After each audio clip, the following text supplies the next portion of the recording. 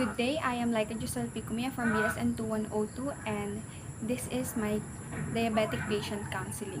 Good day ma'am, I'm Laika Jusel Picumia po, your student nurse for today. So today po, what we are going to do is to have a patient counseling regarding diabetes mellitus. So, to confirm po ma'am, may I ask po what is your name? My name is Angelita Clarete Garcia, What about your age po? 62. 62. Okay, female. Ma'am, may I ask po about your marital status? Married. Married po. Ma'am, may I know po if what is your highest educational attainment? Teacher. Teacher po. Uh, Ma'am, may I ask po what language do you prefer to use po? English, Filipino. Okay po.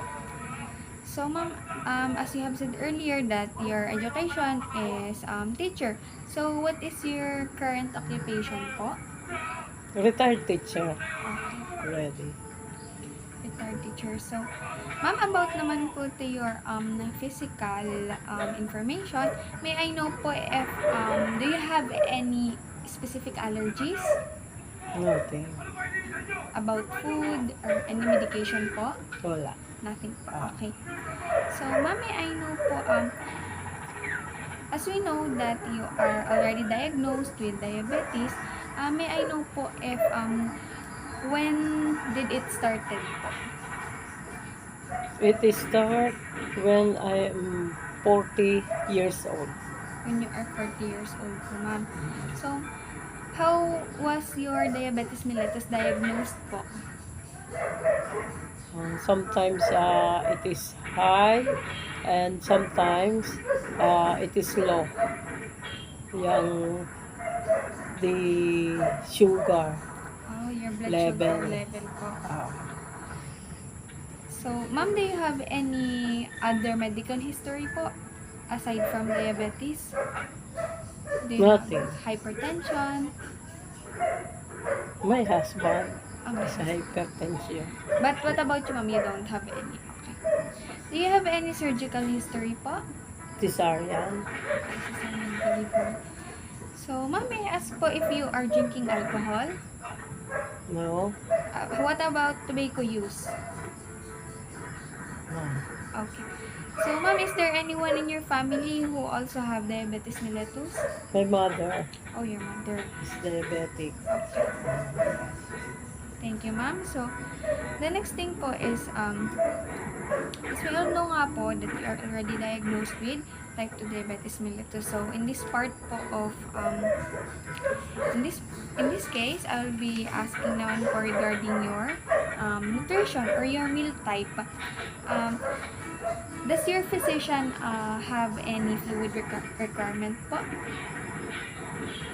Did he told you how Yes, a many? little amount of rice and vegetable. More vegetable and also some other fruits which it is not sweetened. What? Not so sweet. Okay, ma'am. What about fluids po? Water. Sinabihan po ba kayo? She said that I have to drink 8 glasses of water a day. Okay, 8 glasses of water a day po. Yes. So, usually you eat small amount of rice, more vegetables, and then fruits, but not sweetened fruits. Yes. And 8 glasses of water a day. So, ma'am, let's move on naman po to your health teaching. So, now that you are, you have been diagnosed by type 2 diabetes mellitus for about more than 20 years ago. Yes. So, let us recall po what diabetes mellitus really is. Is it okay, ma'am? Sometimes. Okay po. But So, sometimes I'm not feel good. you're not feeling good po. Yes. Okay, so let's find out po why you are not feeling good. So, to start with our health teaching, we have here the presentation regarding diet and diabetes mellitus. So, ma'am, for our introduction, here we will be discussing the diet and diabetes mellitus, the etiology. The etiology po is the cause, the symptoms, and the treatment. Another one is the nutritional management and the special consideration to the client with diabetes mellitus. So, to start, we have here diabetes mellitus. It is the name for a group of serious chronic means long-standing po. So, unlike fever or flu that can be treated with over-the-counter drugs, Yes. so the chronic diseases po, it lasts longer. Probably it would take months, years, and so on. So, it is a disorder affecting our metabolism of carbohydrates characterized by elevated blood glucose concentrations and disordered insulin metabolism. So, yung atin pong insulin, it is produced by the organ called pancreas. So, this insulin po is produced in order to use the glucose or the sugar in our body as energy. So, in this case, according to our PPT po, a Greek physician named it diabetes, which means to flow through because of the large amounts of urine. So, as a diabetic patient po, madalas po ba kayo mapaihi? Noong bunsong mataas ang sugar ko, ay malimit akong umihi. Pero ngayon, ay dahil sa ako ngay diet, ay di, at saka may gamot, ay hindi kasino ako. Siguro mga 2 beses lang sa gabi. Kumbaga po, kung dati ay madalas, ngayon po ay hindi na masyado. Another one naman po ay yung Latin word named mellitus, which means honeyed, was added because of the amount of glucose in the urine. Kumbaga po ay sa halip na yung glucose sa ating katawan ay gamiting energy, iniihi na lang po. Andun po siya sa ihi. So, dito naman po tayo sa etiology, symptoms, and treatment. So, etiology po, kung ano po yung nagkokos ng diabetes. Ano po ang kanyang dahilan. So, ang risk factors po for having diabetes mellitus are the age higher than or greater than 40 years old type diabetes. So, as you have said earlier nga po na you are diagnosed when you are 40 years old. So, yun po yung dun po nag-umpisa na kayo ay magkaroon ng diabetes mellitus dahil po sa age. Another one is hypertension. Good thing po ay you are not diagnosed with hypertension kasi po if ever not you are diagnosed with hypertension, then it is a greater risk po para sa paglala ng diabetes. Another one naman po is the family history of diabetes. So, as you have said earlier po that your mother has diabetes. So, you have a high risk or high chance of having diabetes mellitus also. Another one naman po is history of gestational diabetes mellitus, GDM, or woman delivering babies weighing higher than 9 pounds. So, nung nanganak po ba kayo, ano po ang timbang ng inyong anak? Si BBN nun ay 8 kilos nung ialak ko. 8 kilos po. Natatandaan nyo ga po kung kayo po ay sinabing may diabetes nung kayo nanganak? Wala akong diabetes no kasi ako'y 30 lang. 30 years old nung ako'y manganak. Bata pa po. Kasi po meron din pong diabetes na kaya lang nagkakaroon dahil po sa panganganak, dahil po ang bata po ay mataas ang timbang nung ipinanganak. So, ang iba pa pong risk factors ay kung mataas po ang BMI ng higher than 25. So, ang BMI po ay kinukuha gamit ang weight at saka height. Ma'am, ask ko lang po kung ano po ang inyong height. 5 feet 2 inches. 5 feet 2 inches. Ang inyo pong weight? 70 kilos. 70 kilos po. So, ang BMI po natin, yun po ay yung may mga classification na halimbawa po, ang BMI ng below 18.5 po ay considered as underweight. Kung yun naman po ay 18.5 up to 24.9, yun po ang normal.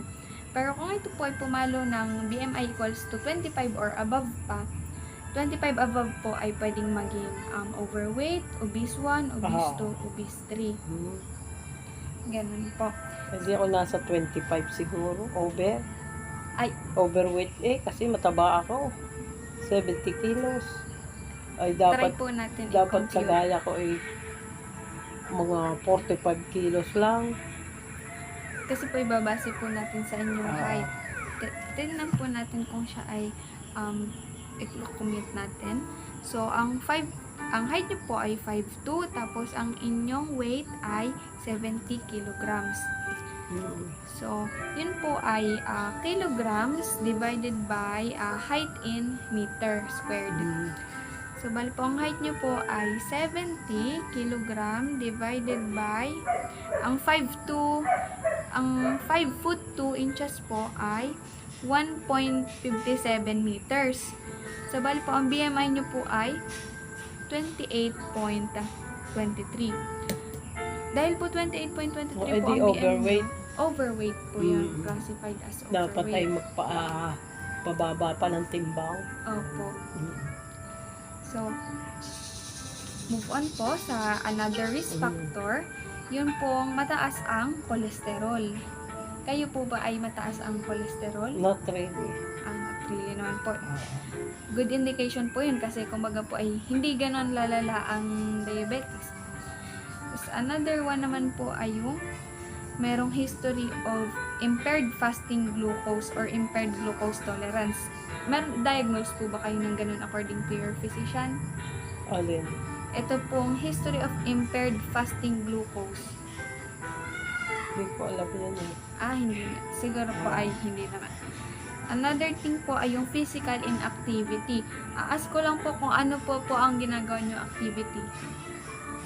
Walking, exercises, at saka ano pa nga ba? Cleaning, and diet. Alin po ang inyong activity? That's good to hear po na kayo po ay nakakapag-exercise. Ay di, a simple exercise. Ay noon ako nagsusumba, ako natamad na, hindi ako marunong magsayaw. Okay lang po. Ang cleaning naman po at saka walking ay part din po ng exercise. So, let's move on naman po to our symptoms. So, ito po yung mga sintomas na maaring maranasan ng isang tao na merong diabetes mellitus. So, meron po tayong tinatawag na glycosuria. Kumbaga po ay abnormal concentration of glucose in the urine. Ang glucose po ng katawan ay lahat po ay napunta na sa urine, glycosuria. Meron din naman pong polyuria. Polyuria po means means many, urea means urine. Excessive urination, yun nga pong madalas ang pag-ihi. Opo. Ang isa pa naman po ay yung polydipsia o kaya po yung excessive thirst. Lagi po kayong inom ng inom, puhaw po kayo. Nung una, ngayon na Hindi na po masyado. Katulad po nung malimit na pag-ihi, nabawasan na po siya. Meron din pong polyphagia or yung... Pero pinipilit kong uminom lagi. Kasi sabi nga ng doktor ay yung 8 glasses, kailangan makonsume ko within 1 day. Kailangan po yung maka-8 kahit di ako nauuhaw, di ako nainom. Ang isa pa po ay yung polyphagia, yung excessive appetite. Kayo po ay pakaramdam po lagi po kayong gutom, laging gustong kumain. Ganun nga. Ganun po. Oo, pinipigil ko. Opo. Meron naman pong ketonemia, yung ketones po sa blood. Ketonuria, ketones naman po excreted in urine. Ang iba po pong sintomas, yung always tired. Lagi po kayong pagod. Yung konting kilos na kuman napapagod. Opo. Pakiramdam niyo po. Ako yung naglinis ng banyo, ako pinawisan ako yung napagod. Pagod na po. Tapos, meron pa po dito ang blurry vision. Nanlalabo ka po ang... Malabo po ang... Yung isa ko, malabo. Kasama, blurred po ang inyong patingin. Kayo po ay gumagamit na ng salamin. Kasama din po yun sa symptoms. Tapos, yun pong slow healing of wounds. Na-experience nyo na po yun. Matagal po gumaling ang mga sugat. Hindi naman. Ay, hindi.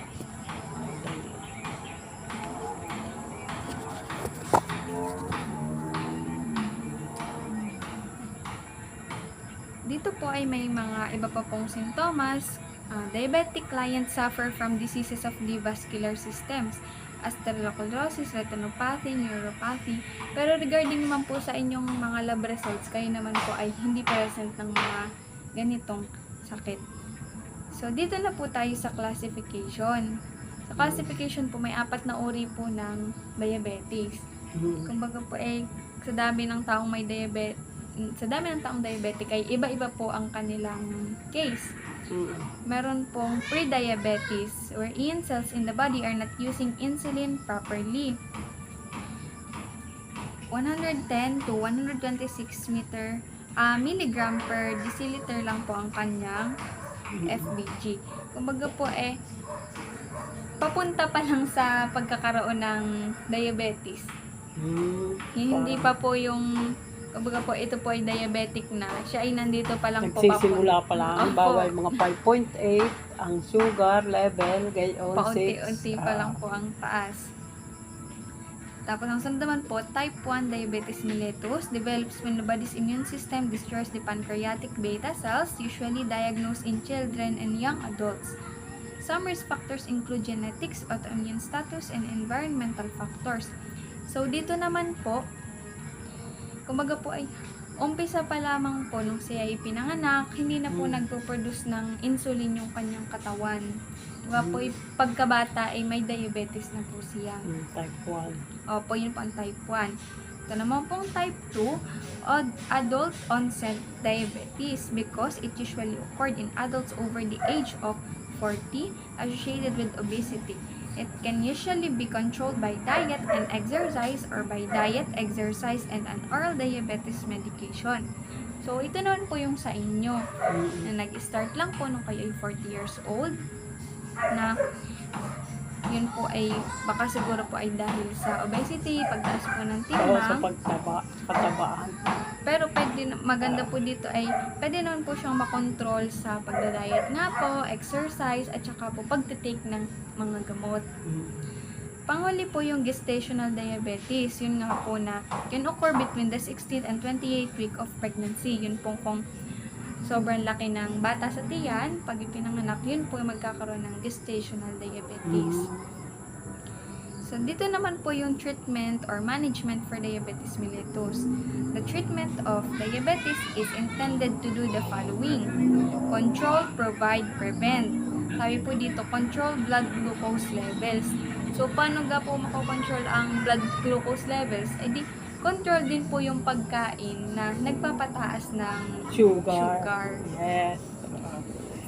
Tapos, ito po ay provide optimal nourishment for the client. Para po ma-provide yung hindi kahit po nagko-control po ng pagkain, see to it po na napoprovide pa rin yung kailangan ng nourishment. Kumbaga po, ang pagkain ay tama lang kung anong pangangailangan ng katawan.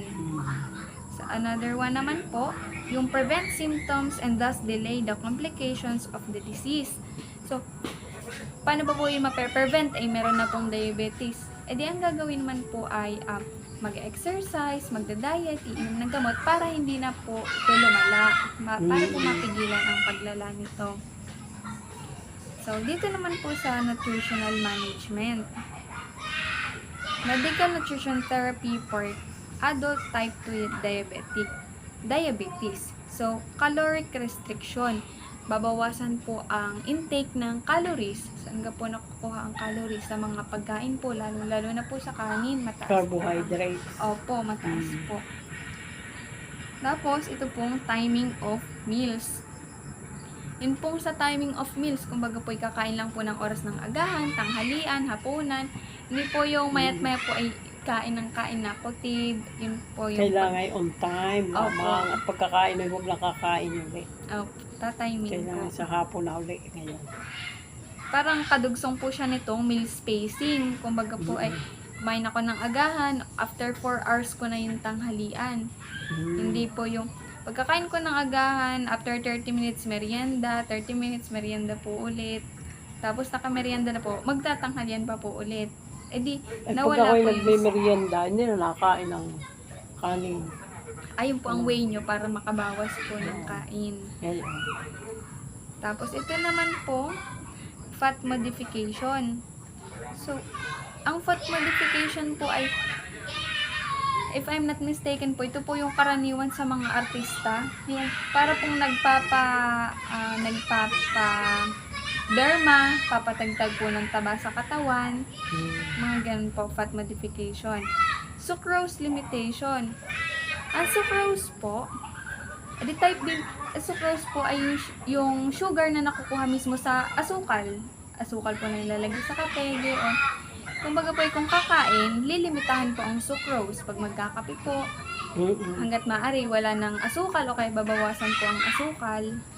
Ganyan po ang sucrose limitation. Ito naman pong isa, exercise. So, para po ay ma-manage talaga, edi dapat po ang katawan ay gumagalaw-galaw, exercise po sa umaga, mag-walking, ganun po. Panghuli po yung blood glucose monitoring.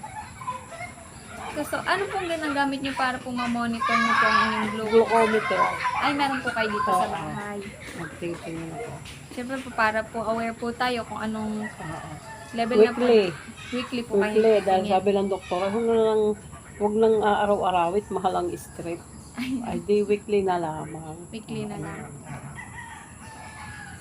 Dito naman po ay, yung i-compute na po natin ang inyong BMI, ang energy allowance, para po malaman natin kung ano po ang inyong total energy requirement, kung ano po ang inyong diet prescription, at kung ano po ang pwedeng gawin ninyong diet plan. Okay lang po ba yun? Sige po. So, i-compute ko lang muna po ang inyong BMI ay nakompute ko na po kanina, which is 28.23 nga po, classified as overweight. So, ngayon po, ang i-compute ko naman ay ang inyong total energy requirement, desirable body weight, at saka po yung inyong diet prescription.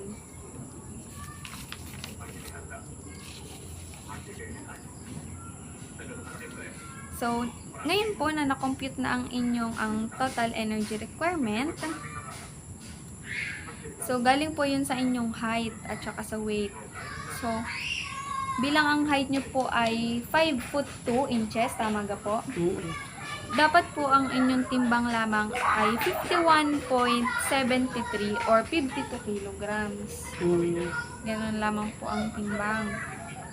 Tapos, ang total energy requirement nyo po ay 1,550 calories. Ang taas po nun, ang note po dito ay babawasan dapat ng 500 calories kapag diabetic patient. Edi magiging 1,050 calories na lamang po. Ngayon po, ang inyong carbohydrates. Carbohydrates po ninyo ay 170 grams. Protein po ay 40 grams at ang fats ay 25 grams. So, ngayon po ang dietary prescription nyo po ay 1,050 calories, carbohydrates 170 grams, protein 40 grams, and fats 25 grams. So, dahil po meron nakuha na po natin ang inyong TER, ang distribution po at ang diet prescription, ngayon naman po ay kukumputin yung number of exchanges. So, dito po sa number of exchanges, hahati-hatiin po yung carbohydrates, yung protein, yung fats para mabuo po yung 1,050 na calories. Kumbaga ganito lamang po dapat ang inyong kakainin. Sa vegetables po, 3 exchanges. Yun po ay equal sa 9 grams ng carbohydrates. Dapat po ang kakainin nyo lamang na carbohydrates ay 170 grams. So, yung galing po sa vegetables, dapat ay maka 9 grams. Sa fruits naman po, dapat po ay maka 20 grams ng carbohydrates. Sa rice naman po, o di kaya ay bread, pwede pong rice or bread, dapat po 138 grams lang po siya ng carbohydrates. para pong ang contain ng mga number. Mm-mm. Kasi po ang goal po natin ay mabawasan ang timbang dahil ito po ay nasa classification ng overweight. Mm-mm. Tapos dito naman po ang protein po natin ng vegetables 3 grams, protein ng rice or bread 4 grams, protein ng meat 32 grams. So dapat po ang kakainin nyo po sa isang araw 32 grams lang po ng meat. Mm-mm. Yung kasama na, yung sa carbo at saka yung sa vegetable. Opo, Then, yun po ang kasama niya. Tapos ganun lang po karaming meat, 32 lang po. Dito naman po sa fats, dapat po ang kakainin nyo lang pong fats ay 24 grams. 24 grams lamang po. At yun po ay, dahil ang estimate po natin kanina ay 1,050 calories, ito po ay total lamang ng 980 calories. Pero normal lang po naman na hindi ito mag-equal dahil estimation lamang po. So, dahil po dito ay nakabuo po tayo ng diet plan. So, ang diet plan pong ito ay pang isang buong araw na po ito. Sabi niyo po kanina, kapag po nakakain na po ng merienda, pwede pong hindi na maghapunan. E di, ang nilagay ko lang po dito, breakfast, lunch, dinner, at saka po isang snack. Kumbaga po, choice nyo lang po kung kayo po ay mag-i-snack. So, din po sa breakfast, ang vegetables nyo po ay pwedeng 1 cup na cucumber salad. Kayo po ay kumakain ng pepino. Yun po, 1 cup na cucumber salad, ang vegetables. Tapos ang fruit nyo po ay 1 small apple. 1 small apple po. Tapos ang rice nyo po, 1/2 cup rice lamang. Tapos po ang meat, pwede pong meat, fish, o kaya po ay poultry, o kaya po yung manok. Yun po. Ay pwede pong 1 ng hand-like fish. Kumbaga po, kasing laki-laang ng palad, maliit lamang po. Yun po ang pang-breakfast. So, dito naman po sa lunch, ang lunch po ay 1 cup vegetable salad. Yun pong gayat-gayat na lettuce, may carrots po, yung vegetable salad lang po. Tapos, sa fruits po, ay may fruits na po kayo ng breakfast. Sa lunch po, hindi ko na po nilagyan. Wala Wala na pong fruits. Pero, meron po kayong, di ka po yung nakapag-rice na kaninang umaga. Ngayon po ay 1 cup mashed potato naman. Yan, wala nang rice. Opo, para iba-iba po. Tapos po, meron pa rin pong meat. 1 matchbox grilled chicken breast. So, hindi po masyadong mataba kasi po ay laman ng chicken. Tapos, grilled po siya. Hindi gagamitan ng mantika. So, dito naman po sa dinner, meron pong 1/2 cup boiled broccoli. Kumakain po pa kayo broccoli. Broccoli po, boiled lang po siya. So, hindi din po gagamitan ng mantika. Less mantika din po. Tapos, yun nga po, wala po ulit fruits. Tapos, meron para po sa ating rice or bread, 1/2 cup rice. Sa dinner na po ito. Tapos po, sa meat, or yung ating pong pinakaulam, 4 tablespoons lang po ng ground beef. At ang ulam nyo na po ay yung ground beef at saka yung boiled broccoli. Tapos dito po sa snack, na pwede naman, kung kayo po ay nakapag-lunch na, tapos snack, edi wala na pong dinner, pwede naman po kayo mag-snack.